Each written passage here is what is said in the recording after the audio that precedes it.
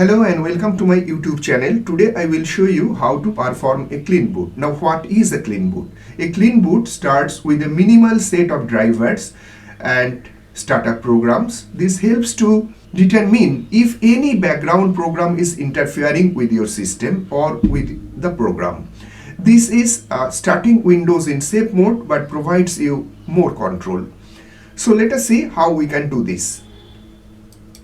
We have to go to Start Search and there we have to type msconfig.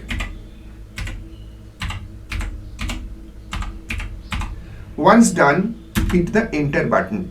This will open the system configuration window. Now go to Services and there put a check mark against hide all Microsoft services. Once done, then click disable all and hit the apply button. Then go to Startup, open Task Manager.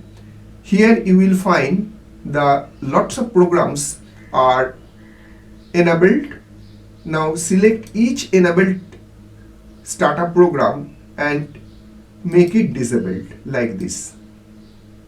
Or you can do this by right clicking on and select disable. Once done, close the Task Manager window and click OK under the startup program. And finally, click on restart. If you have enjoyed this video, then do like, comment, share and subscribe. Thank you for watching.